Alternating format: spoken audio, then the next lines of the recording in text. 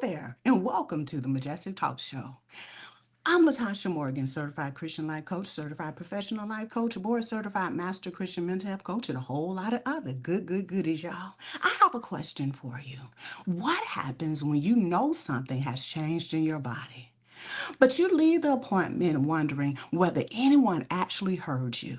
Maybe you hear everything looks normal. It could be stress. Let's give it some time. Sometimes those explanations may be reasonable. But what happens when you walk away asking, did they really hear everything I said? And after enough experiences like that, can I really trust myself enough to keep on speaking up? So tonight, we're having a conversation about when the body isn't believed, medical dismissal, and health advocacy. This is not about attacking doctors or diagnosing ourselves. No, of course not. It is about, though, learning how to use your voice responsibly when something concerning our health or your health needs to be heard. And we'll move forward through our transformation pathway. And you know how we do it. This is not a coaching session, but it is a podcast where I actually made sure that we go through how do we get here? Where are we now?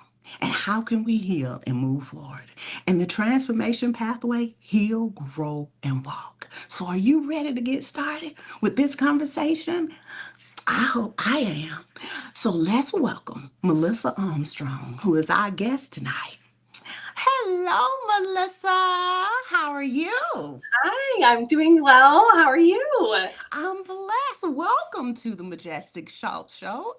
Wow, I cannot speak today. We're so glad to have you here. How are you doing today? I am doing so good. It has been a beautiful day here in Colorado, so I'm really happy to be here with you. Oh, thank you again so much for being here. I'm glad you are here. Nice to meet you today. So let's get started. Tell everyone about yourself, who you are, what you do.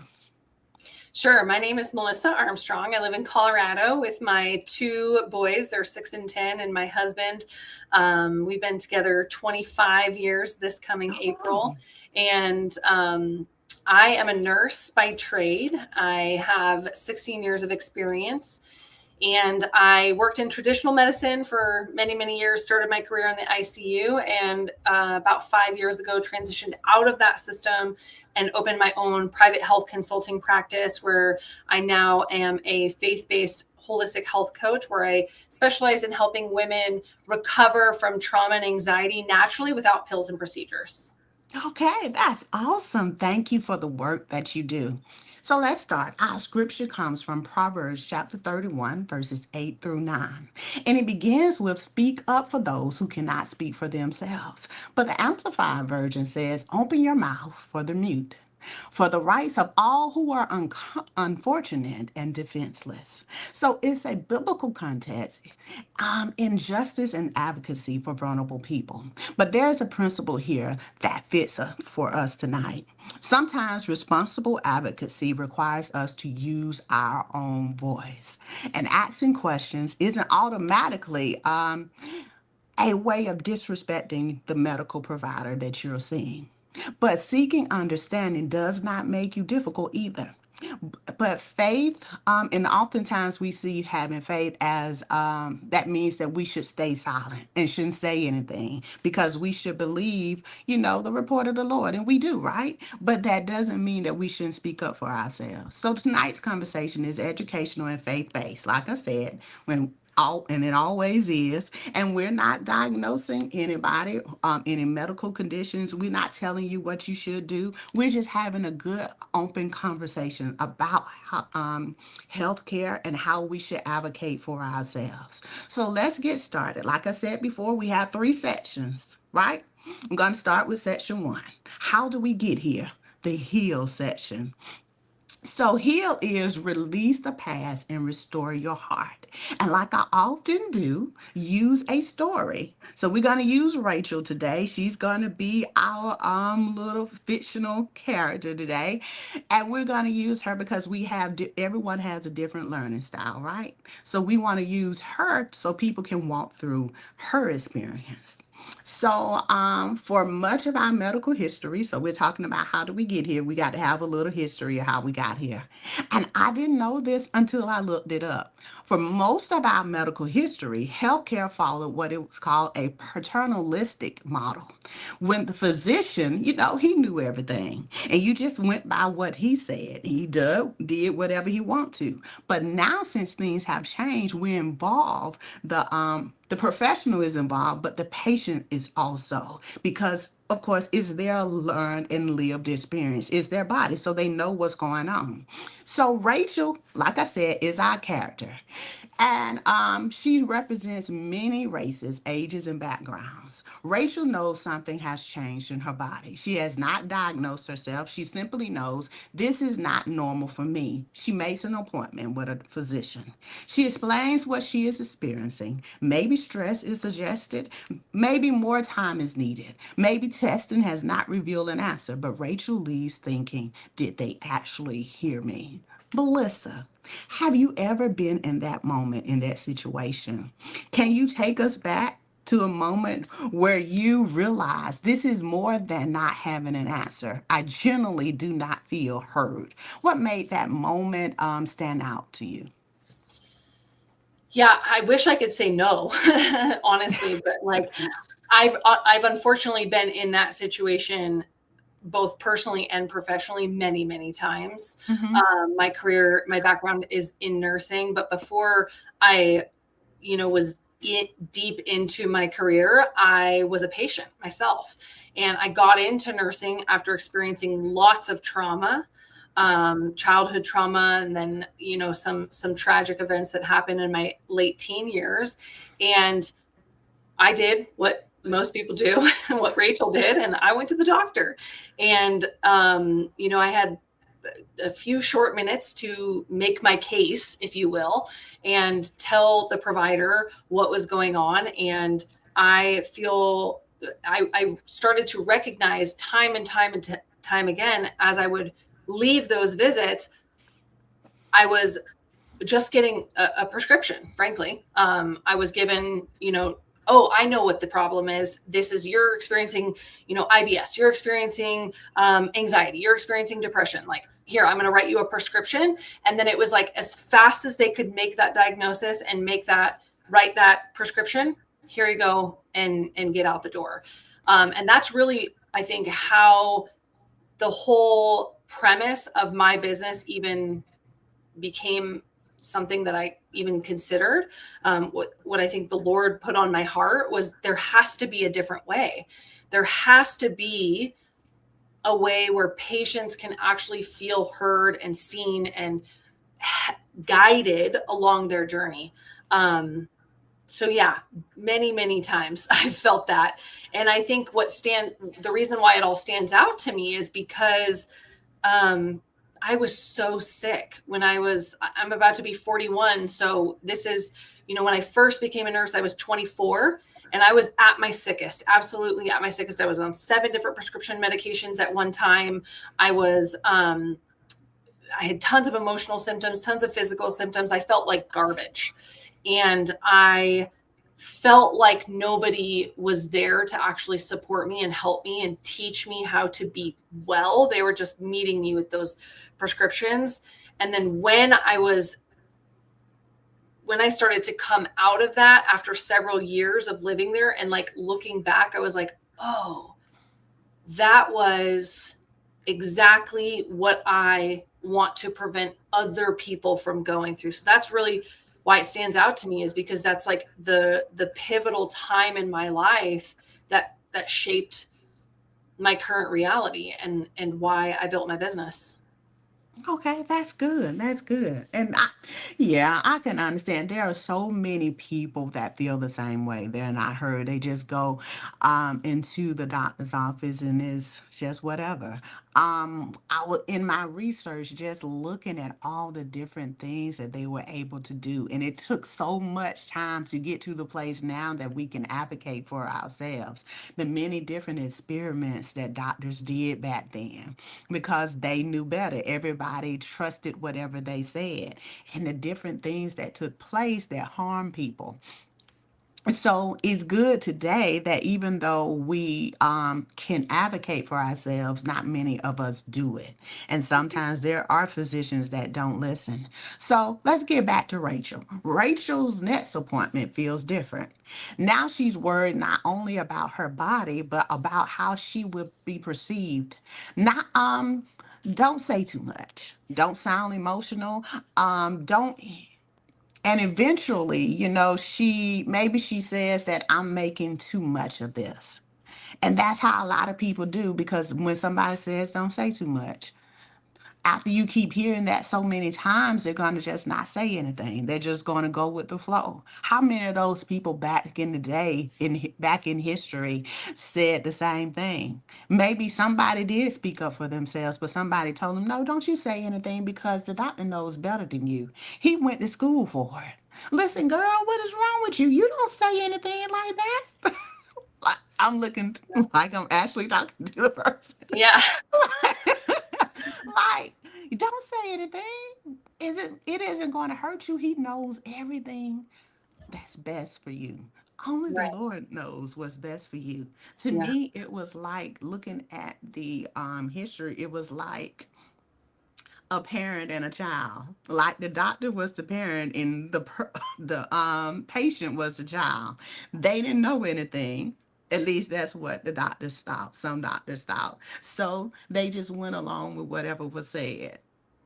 So it seems like you're a child. It's a child and parent moment when it should be a doctor and patient moment because both people Yeah. know what's best. Yeah. Yeah. So um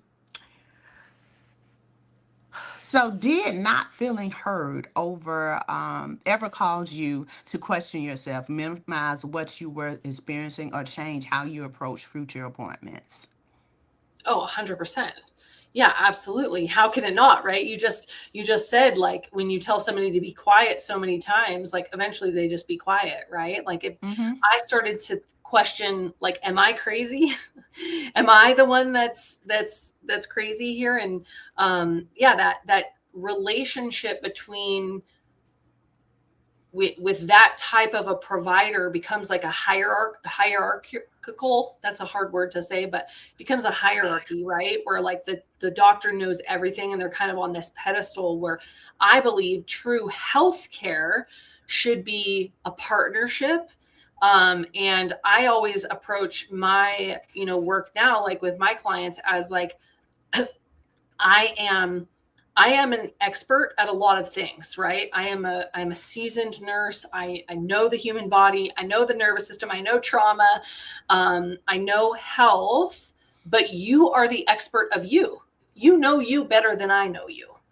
And you've been with you your whole life, right? Mm-hmm. So that's how I approach it now. And yeah, it made me, when I was going through that, it made me question if my experience was real and if my experience was valid. If I'm just losing my mind, am I, and I think I wasted a lot of time kind of like spiraling in those thoughts, rather than advocating for myself, because I believed exactly what you're saying, like the doctor knew best. Okay. So, if someone is in that moment in the first stage of going to the doctor right now, what would you say would be best for them to do?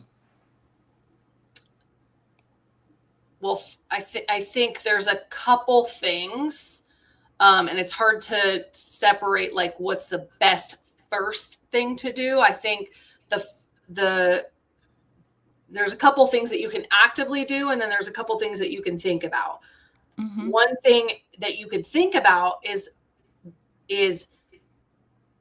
stand firm in the belief that your experience is real and that you're the expert of you. The doctor doesn't know you and your symptoms and what your experience is better than you. I mean, like, unless that doctor is like, your parent and like with you day in and day out, like probably they've read a couple, things in your chart, maybe had a couple conversations with you once before, maybe seen you a handful of times if that's been your doctor for many, many years. But a lot of times that's not how healthcare even is anymore, is like people doctor shop and doctors leave. And, so remembering that your experience is real and like they are offering a service to you. You are, I think, like, you get to be in charge of this, right? Like, sure, they've gone to medical school, they have some education, book smarts that you don't have, but you're still the expert of you. Mm-hmm. And then I think the thing that you can actually do is kind of what you already alluded to, which is like, don't stop asking questions until you understand, right? And don't let the doctor's educational background supersede the necessity of you understanding and being okay with the plan, because you as the patient have the right to accept, decline, or delay any medical treatment ever at all, like whether that's pharmaceutical interventions or other interventions, right? You have the right to accept, decline, or delay anything. So those would be my two pieces of advice: is remember who you are, remember like what, where the balance is, and then don't stop asking questions until you understand. Okay, that's good. That's good. Let's move on into section 2. Grow. Where are we now? So, grow, renew your mind, and strengthen your faith. And we're going to wind the lens a little bit. Research from Reuters Health synthesized 151 qualitative studies involving more than 11,000 people with difficult to diagnose chronic conditions. A major theme during that moment was symptom validation. Some patients reported that downplaying their symptoms because they were afraid of appearing dramatic or exaggerated was what they thought about all the time. And the person who most needs to communicate what is happening is you, right? And but you don't, because you begin to edit yourself. In other words, you begin to say, okay, well, I'm going to keep this symptom to myself. I've done that before. I want to make sure that maybe if they're not going to listen to me anyway, they think I'm supposed to be strong, or they think that this really isn't happening. Maybe I don't understand how that can be happening to you. How can you be feeling that? So then I want to just say, okay, well, I'm not going to say anything about it. So Yeah. then communication breaks down, because communication matters when you're talking between you, the conversation between you and your doctor. All of that matters, because if they don't know what's going on, they can't help you. But if they're not listening to you talking about what's going on, they can't help you either. So that was one of the major things. So the person who most needs to communicate what is happening begins to edit themselves. Communication breakdowns matters too, like I said before. And widely cited analysis found communication failures were involved in roughly 30% of medical malpractice claims studied. That's a whole lot of money that was used unnecessarily.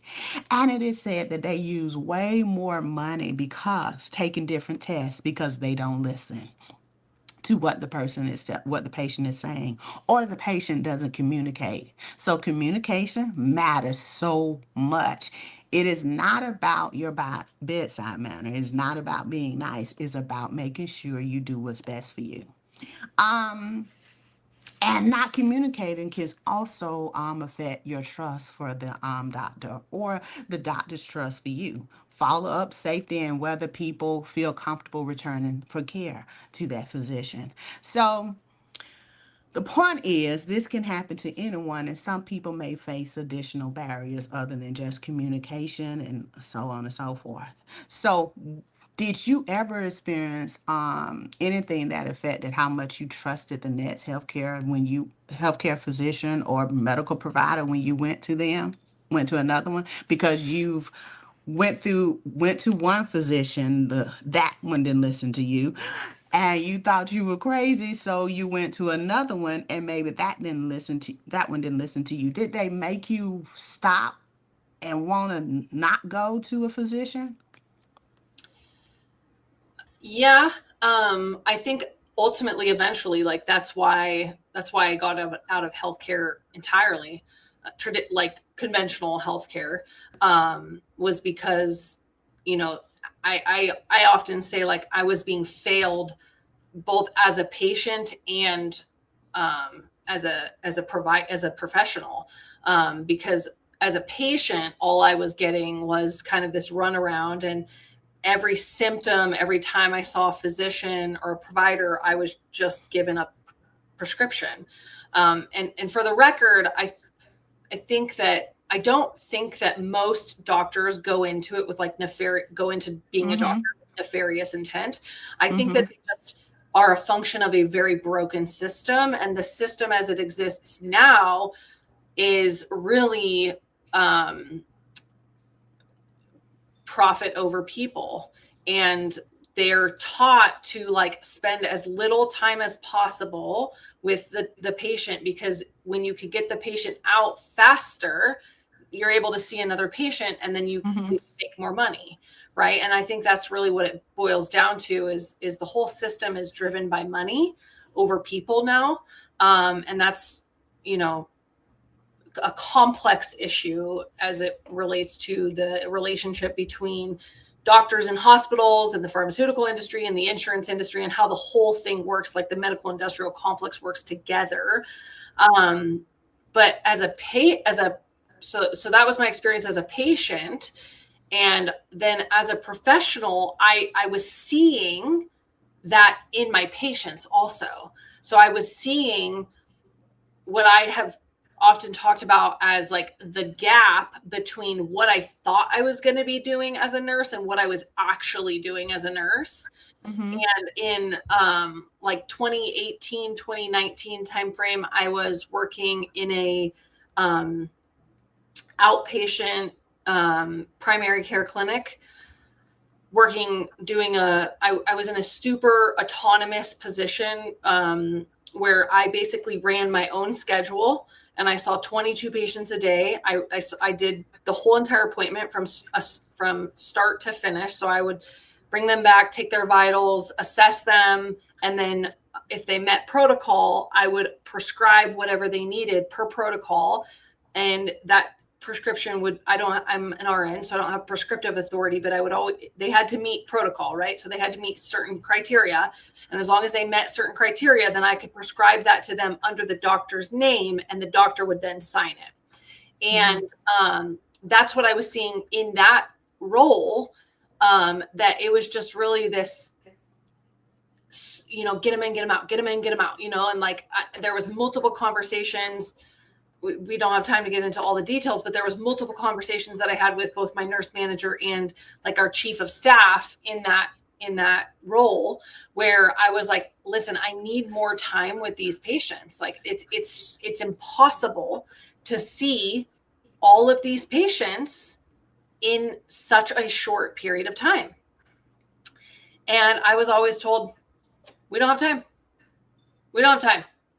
You need to go faster. And so, yeah, I mean, that's ultimately what led me to leave that system, was because I just didn't see that it was actually like helping people be well. It was actually just keeping people sick and stuck. So, how did you learn not to let one bad experience determine every future one, though? The Lord helped me, and I think that he put it on my heart during that time that I was to help people in a different way. Like I wasn't going to participate in that system, but I also can't be available for Like I just am energetically, I'm just not available to exist inside of it. Right. So like Mhm. I'm not going to be a part of the problem. I'm going to be part of the solution. And that all came from the Lord, and the strength that I got through that time to get through it all came from him. Okay. That's good. I'm glad. I'm sure that what you're doing now is helping people even more, because I think that a lot of times we do go towards medicine before we try anything else, which is, I mean, it's fine for Yeah. It's people if that's understandable. what they need. Yeah, Yeah. yeah, that's what they need to do. But let's talk about self advocacy and self diagnosis. They're two different things. So we have to separate them, because we always think about, okay, well, self advocacy may be me just diagnosing myself. That's self diagnosis, and that isn't going to get you anywhere.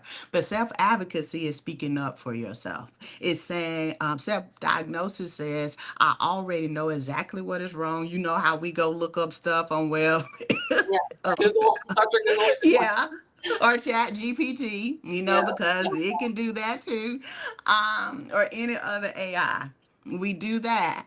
That's self-diagnosis. Instead of, sometimes we do that, go with that in hand when we go to the doctor, and we're like, I know what's wrong with me already. You just need to prescribe what I need.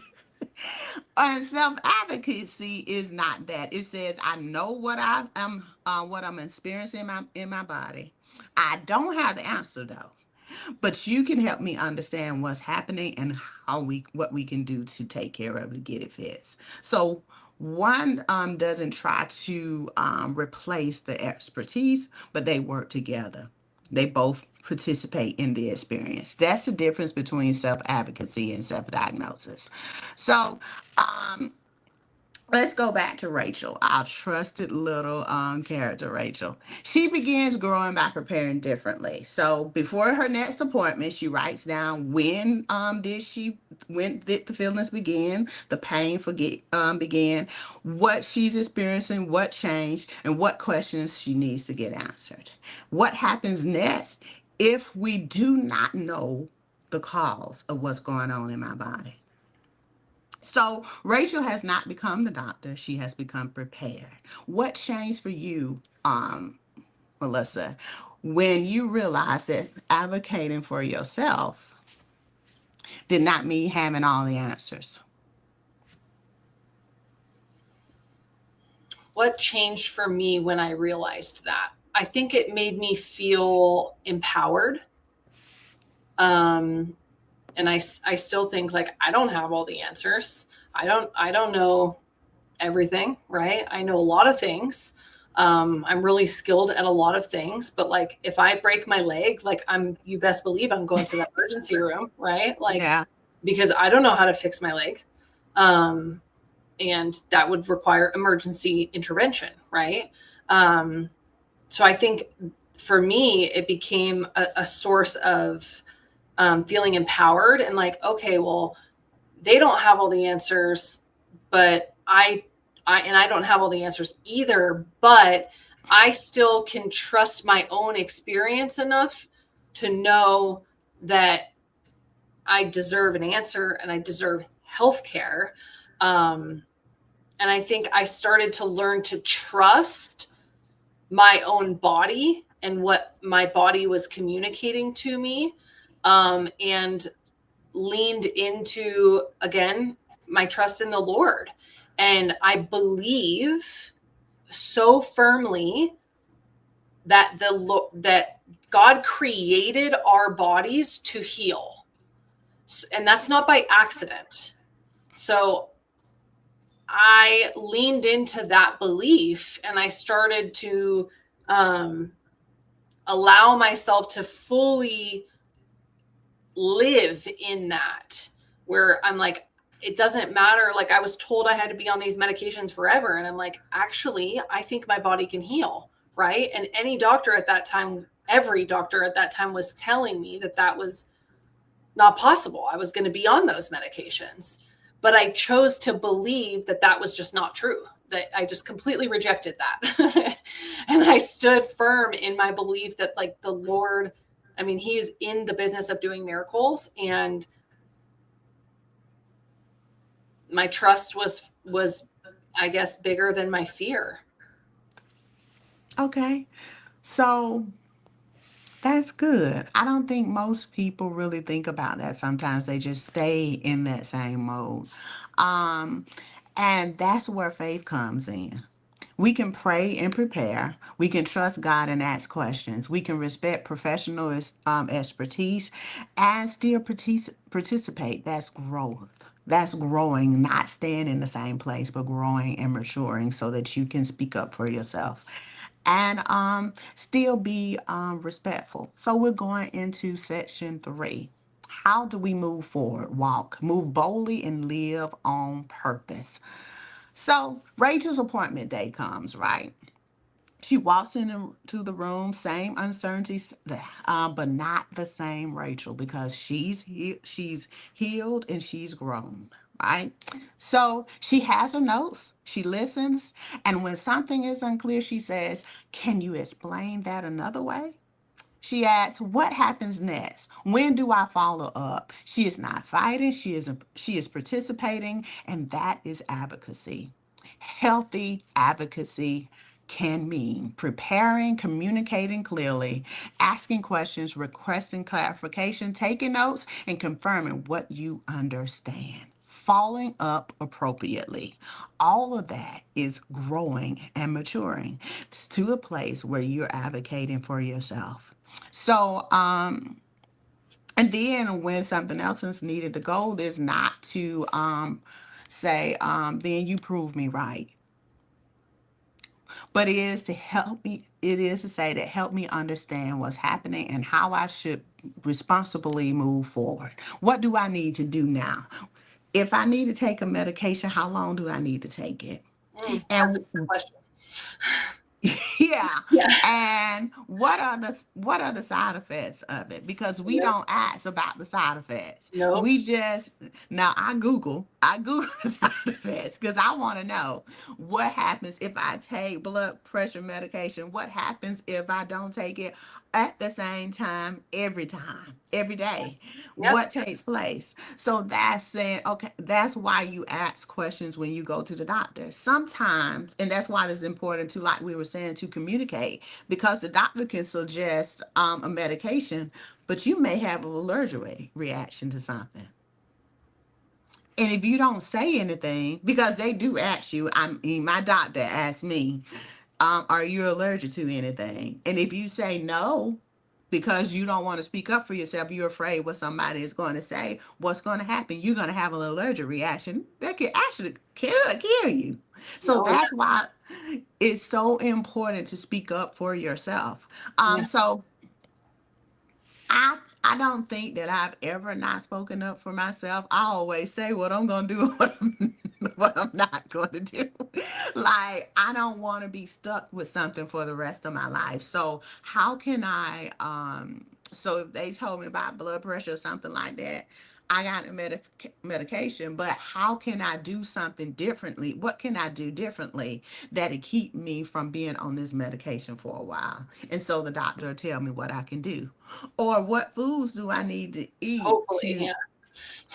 well, I'm saying mine. I'm Yeah. saying my Yeah. Your doctor. doctor. You got a good one. You Yeah, got a good one, girl. Okay. Don't let go of yeah. that one. Yeah. Yeah. My doctor. I asked, well, there's two. Well, she's a nurse practitioner, actually. Yeah. Yeah. So the Yours is other the the other one I had before her did the same thing. So she said she suggested she actually gave me a printout of the different foods that I could eat that made sure that it doesn't have a lot of salt in it and the green vegetables that I can eat. And the one that I have now, she made some suggestions, but she also said if she made suggestions on what exercise program that's on YouTube I can use that would help me like lose weight and stuff like that. She told me that. So they gave I do have some good ones, but I do live in a small town in South Carolina though. But yeah. I think that may You're be a blessed. difference Yeah. too. That Yeah. makes a difference and really makes a difference. But they tell me what I could do because I don't want to be on medication like that. So I want to know, because it seems like bondage to me. Yeah. It might it might not be the other people, but it just seems like it's something that I have to do, especially at the same time. Because if I don't take it at the same time, every time it causes other health issues. And Yeah. so, yeah, that's why it's so important to ask questions, because how many people have died because they haven't spoken up? Oh, yeah. So Or good. how many people have died simply because they no longer trusted the doctor, so they no longer went to the doctor. Back in the day, older people used to say, I'm not going to the doctor. I'm not going to them. I don't trust them. And I understand because of some of the things that they may have experienced back in the day. But again, everybody isn't the same way, and things are a little different now. And I did not know, again, like the history I read, I didn't know that they actually did that back in the day, where in the early 1800s, 1900s, and so on and so forth, that they were the main authority when it came to health. I didn't know that. So now I know why they said it, because they were more interested in using their herbs and stuff like that. Those things work too. Yeah, it works for some things, but it's often good to have a good doctor to be able to express yourself to, so that then, or a nurse practitioner, whichever one you happen to go to and whatever is available for you, to actually speak up for yourself and say what's going on in your body, because you Yeah. do, like you said before, you do know. So I have a question for you, Melissa. What is the one thing you want someone to remember if they are walking into an appointment already feeling intimidated and unheard? Mm. I think I would go back to the it's kind of two parts, but again, sorry. But the first thing is, like, you are the expert on you. You know what's going on in your body. Your doctor is not living in your body. So you are the expert of you. And the second part of that is, which I don't think that is talked about enough, is healing is always possible.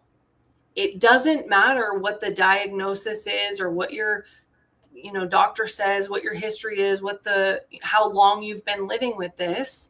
Healing is always possible. The Lord made us able to heal our body. Think about when you cut your arm. Like, you don't think about healing that cut on your arm. It just does it. It's not because you're like willing it to heal, or like thinking about it enough, or you're like, oh, I got to remember to do XYZ so my arm heals. It just heals. Even if you eat McDonald's every day, it'll still heal, right? Like, the body is designed to heal. So remembering that fact, for me, it gives me a lot of comfort knowing that my body is designed to heal. Okay, okay. So what if someone is going through this moment and they're saying, I don't want to go to the doctor anymore because they weren't listening to me when I went. And that can be any kind of doctor. It could be medical or mental health, either one. They weren't listening to me. And every time I go, I've been through 5 doctors, just like the woman with the issue of blood, right? She had gone to many doctors. Yep. She'd been 12 years going, Yep. but nothing changed her situation until she touched the hem of Jesus' garment, right? So, Yep. to the person who's going through an experience where they've been going to the doctor over and over and over and over again, but no one is listening to them, what would be some things that you would say to them? Ooh, that's powerful. Um, Healing is always possible, so don't be discouraged. And another thing that gives me a lot of comfort is I just remind myself constantly, like, even when you're going through hard times, right? And it seems like every step is just like brutal and not getting the traction that you want to get. None of it's a surprise to the Lord. None of it, not a single piece of it. He knows exactly how it's all going to work out. The Bible says God works all things for the good of those who love him, who are called according to his will. And I firmly, firmly believe that. None of this is a surprise to the Lord. So, like, this is all part of your journey. Yes, it's difficult. I'm not discounting that, but it's not a surprise to the Lord. And there is a purpose for all of it, as cliche as that sounds. And then the like active part of that is like, keep trying, keep knocking on doors and making the calls, and don't take no for an answer. Find somebody who supports you, who listens to you. Healthcare, the landscape of healthcare is changing. There's a lot of things that like are different now, right? Like I provide a service that's completely unrelated to a healthcare system. There's lots of people like me who provide alternative services for people who want something different, a different way to a different approach to health. So I would say keep going, find a provider that aligns with your values, who respects you, who's willing to partner with you and not talk down to you or act like they're better than you, or there's any sort of hierarchy, like they know more than you because they went to school longer than you. It's yeah, I would say keep going and remember that healing is always possible. Yeah, I would say that also, to add to that, that maybe you just need to find a different doctor. Like you said, don't stop, because I think that's the problem. So many people die and leave here prematurely because they stop advocating for themselves. They stop looking for someone who would actually see them. Yeah. Because oftentimes I think that a lot of people, especially that look like me, a lot of people are like, people just don't listen to us. Especially women. You know, women are supposed to be these strong people that can handle it different anything, because we do, don't we? You go through Carry the all of world. that. Yeah. Yeah, you go through all of that pain again. Well, I haven't, but you go through all of that pain again. You have giving birth and stuff like that. If you can handle that, you shouldn't. You can. It's like people think you can handle anything, but the thing is, you do have to just listen. There may be someone out there. If you have to just go get a woman doctor, do that, because then maybe that'll be more beneficial to you. Get a doctor. Don't stop going because simply because they're not listening. And it's true. God, and if you know the Lord, if you are a Christian, if that's why the Bible says acknowledge him in all your ways Yeah. and let him guide you to the right person. I guarantee you that God can show you the right person to go to. Yeah. Somebody probably has gone through the same situation you're going through right now, and they can lead you to the right person too. You just have to keep trying. Don't give up. Don't get so upset and sad that you just say, okay, well, since no one is going to listen, I'm just going to go ahead and just deal with it. Mm-mm. No, don't do that. Because listen, if you just deal with it, something can happen.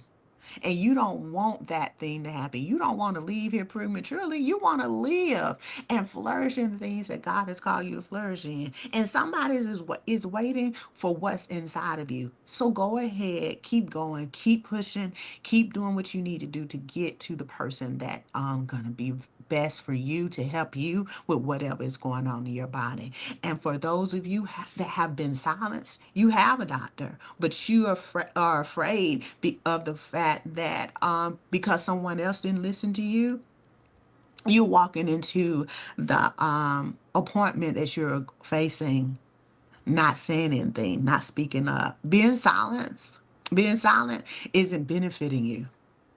It's just going to keep you in the same position that you're in. You want to heal, right? The whole point of going to the doctor is so that you can heal. You can heal outside of the doctor too, but you're going to the doctor for that purpose. Everybody, certain people have certain things that you need to take advantage of, and that's what they have. That's why God gave us doctors, he gave us nurses, he gave us nurse practitioners, he gave us counselors, he gave us mental health and medical providers. They're there for a reason. Yeah. Take advantage of them. Just choose the right one. Get the right one. Okay. So don't give up. Keep going. Keep pressing. Keep moving. Okay. So listen, just like Rachel, keep on moving. Get your questions before you go to your appointment. Have your questions ready. You know what's going on. Write down what your symptoms are, what you're experiencing, what you're feeling, and go ahead and have that ready so that you can go ahead and tell the doctor when you get there. Okay, so that'll help you out a whole lot. You know, I'm gonna start doing that. Yeah, because it's good. It's a good thing to do because then she's able to ask. She's already prepared. She can pray about it before she goes, and then she'll be able to have the capacity to speak up, well, she, he, or whoever will have the capacity to speak up for themselves. So that's what we want you to know tonight. We're getting ready to close, okay? So I've enjoyed, Melissa, talking to you, and it's been a great time. So let's bring this home before we get Melissa to tell us how we can get in touch with her. If you want to talk to her or anything, how you can get in touch with her, her social media, her website, and all of that. Majestic family, let's bring this home. Heal, release the past, and restore your heart. Acknowledge what happened. But do not let yesterday's dismissal become tomorrow's silence. Grow, renew your mind, and strengthen your faith. Replace I should not ask questions with, well, I can respectfully ask for clarity. Walk, move boldly, and live on purpose. Prepare. Ask, listen, clarify, and follow up. And seek appropriate professional guidance when needed. You know, we cannot leave here without you taking action, right? We can't learn something and listen to somebody and then not take action, right? So here's what I want you to do. Before your next healthcare appointment, prepare one page. Write down, what am I experiencing? When did I begin? When did it begin? What changed? What questions do I need answered? What do I need clarified before I leave? And do not, and not because you are diagnosing yourself. That's not what we're saying to do. But you are preparing yourself to communicate, like we said before. All right. So, wonderful Melissa, tell everyone. Thank you so again. Thank you so much for being here. I really enjoyed talking to you. Tell everyone how they can get in touch with you. Yeah, thanks for having me. It's been a pleasure. My website is holistichealthbymelissa.com. You can also find me on all social media platforms at that same handle, Holistic Health by Melissa. I'm most active on Instagram and Facebook. Holistic Health LLC is my Facebook page. Reach out to me on any of those. I answer all my own DMs. Find my website, shoot me a message through there. Yeah. Oh, now Melissa, you don't let AI answer. What's that? I said, No. oh, Melissa, you don't let AI answer for you. Nope, not yet. Maybe one day, but I haven't figured that one out yet. Oh, I love AI. I absolutely love AI. It's really good. It helps a lot with a lot of different things. Creating ads, apps, all of that stuff. So yeah, but I just wanted to ask. Yeah. But but like you can see, I get excited about it. Yeah. I've done so many things with it. But again, thank you so much for joining us. And those of you that are listening and will listen. If you've learned something from this show, I want you to share it. Okay? Or if someone that you know need to hear it, share it with them, okay? And subscribe. If you're listening on YouTube, don't forget to share, like, and subscribe, okay? Thank you for watching. And I'm the coach Latasha Morgan, certified Christian life coach, certified professional life coach, board certified master Christian mental health coach, and a whole lot of other goodies, y'all. This has been the Majestic Talk Show. We'll see you again next month. Thank you for watching, everybody. Goodbye.